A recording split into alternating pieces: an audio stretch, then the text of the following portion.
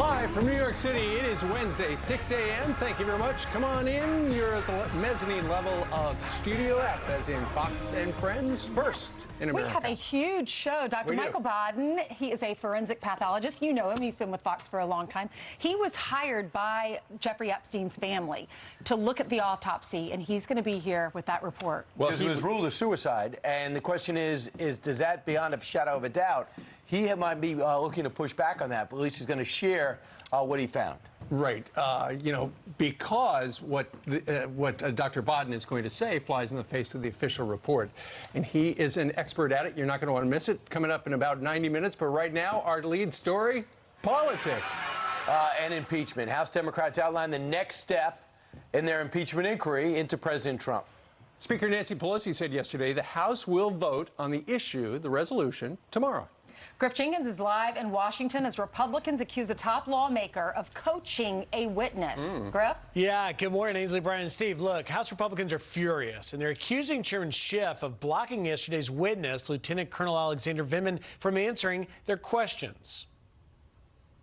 We tried to ask the witness certain questions, and Mr. Schiff would not let him answer. Adam Schiff trying to run a one-sided Soviet-style process that we've never seen before. But that's doing very little to slow down Democrats. Listen. This is about the United States Constitution. This is about the rule of law. This is about national security. This is about abuse of power. This is about the fact that the president betrayed his oath of office and the American people.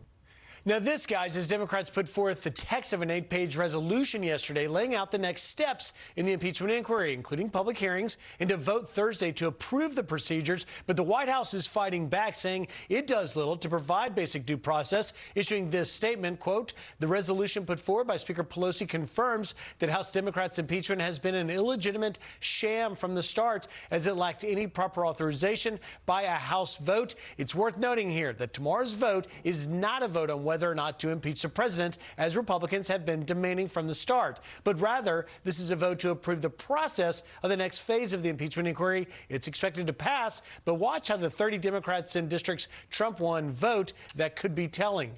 There's 2 more witnesses, by the way, guys. Ukraine experts from the State Department expected to testify later today. Right. It's going to be interesting, Griff, because you still can say, I voted for it, but not for impeachment.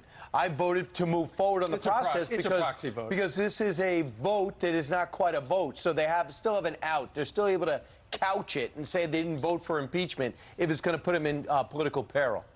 True, but note this is the first time they will be on record. 100%. As many have indicated, this is perhaps a slow march, but it is still a march towards an end goal of impeachment, and they'll be on the record this time. All right, Griff, thank you very much.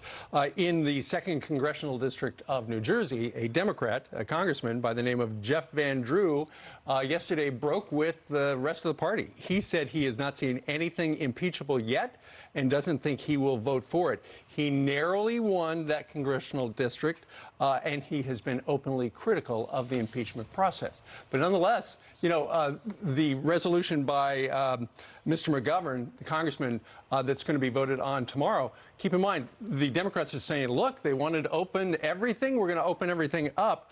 The Republicans will be able to invite witnesses, but only after the Democrats vote that they'll allow it.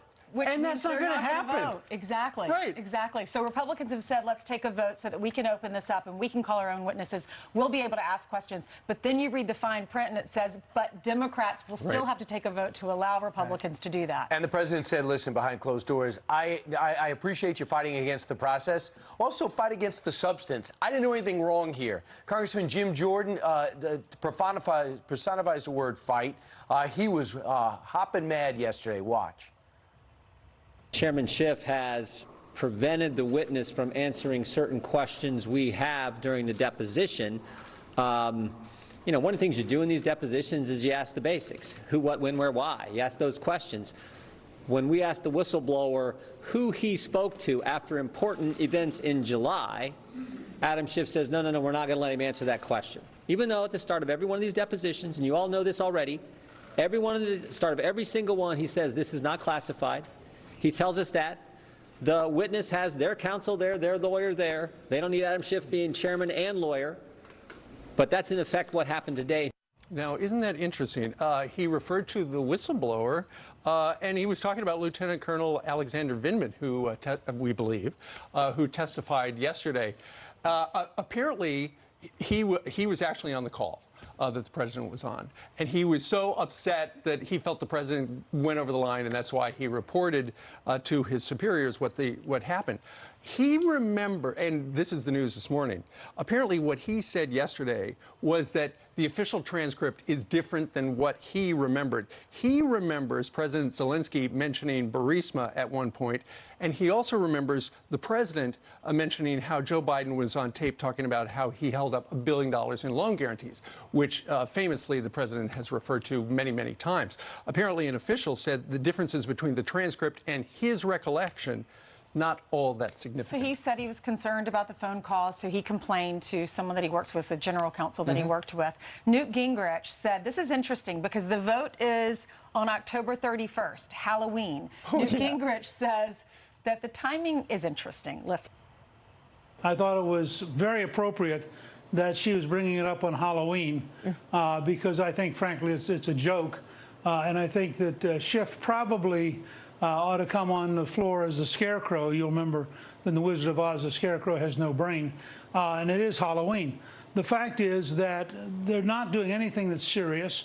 They're not giving the president real access for his lawyers. They're not allowing the Republicans to have real parity. Part of the deal ought to be make available to the Republicans and to the White House every single memo, every email, every interview that they've undertaken in secret. So, and there is a push now also to even put it into prime time, all these hearings when they actually come out. But it's going to be a prime time in which, almost like the WWE, where the outcome is already preconceived because Republicans can't call their witnesses, we mentioned, and they're going to have a lot of their cross-examinations going to be tempered. Scripted? Yeah, and it looks like the Washington Post is reporting the next three people that they would like to see front and center: Adam Schiff, Mick Mulvaney's assistant Robert Blair, White House chief to the White House chief of staff, and Brian McCormick, the former chief of staff to Rick Perry, because they're not able to get the main players because the president said, I don't want you going forward, and they're going to work their way through the courts to whether they have to go forward or not. Right. What's interesting is the reason everything's closed right now is because Adam Schiff has said, you know, we don't want the witnesses to be able to coordinate their testimony, right? We've heard him say that.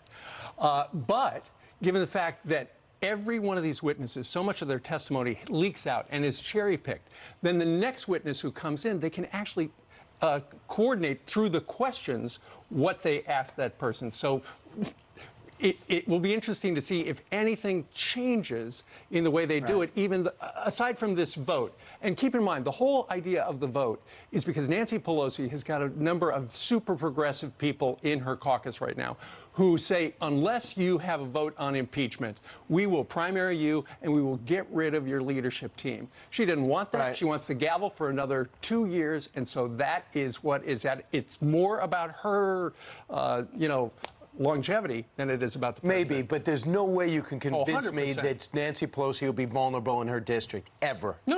Yeah, so, I mean, there's no, you could get... her leadership. If 30 members of her caucus lose their elections, she's out of a job. She fought too hard to get that job. She wants to keep it, and she's willing to put the nation through an impeachment. That's why she continues that narrative. The president's people say that this is not an impeachment. This is an inquiry. It is right now. And that's why the president's saying go after the substance. There's nothing there. And I think it's a joke that people think that if you have questions to a lieutenant colonel because he's a great war fighter, that you're somehow not patriotic or don't like the military, which was the blowback they were getting from our show and others. I think that's farcical.